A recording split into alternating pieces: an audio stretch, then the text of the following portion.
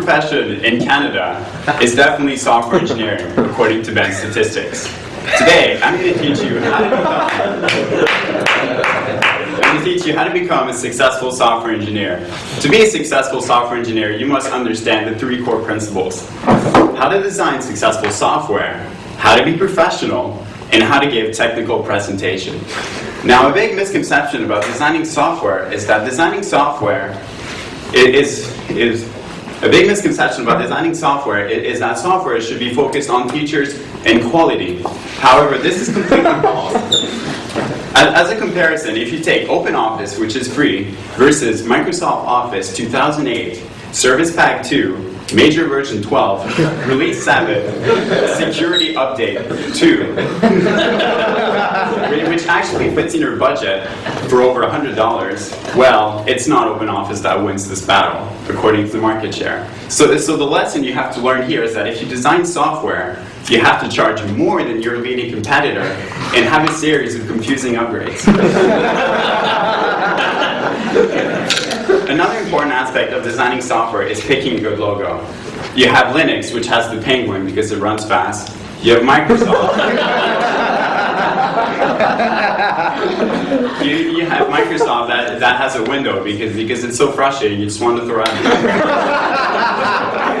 However, myself, when I design software, I like to pick a logo that represents me. Of course, me being French, my ideal logo is a pamplemousse.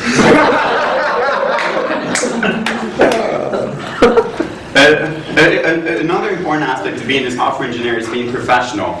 Another misconception here is that you learn how to be professional through PDEng. However, I did not learn this through PDEng. I learned this on my last work term, where I spent the entire first month debugging bugs that the previous co-op student had left. This allowed me an extra week of work and several thousands of dollars in extra pay. Now this brings me back to the principle I like to call pay it forward. So what I managed to do was before leaving for my work term, I made sure to leave several bugs into the next release to the next co-op student to take so that he can have more work. Another important aspect of being a software engineer is knowing how to give technical presentation. Now, the most important thing to seem credible is to use a lot of fancy technical terms that really don't mean anything. I like to call these weasel words. A good example is to just make them up on the spot. For example, like Fourier approximation infinite interface.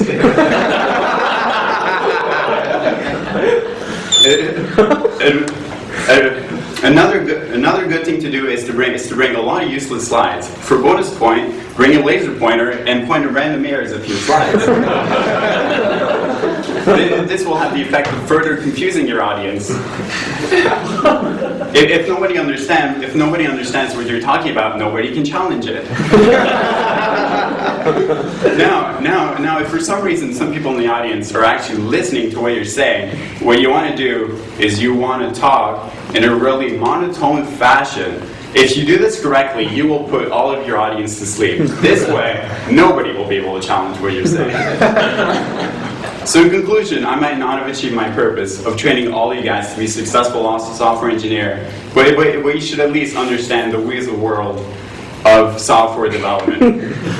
And just remember, as you're working on your essay late at night, and your program crashes and deletes your entire essay, relax, don't panic. It's just a developer applying my pay it forward principle.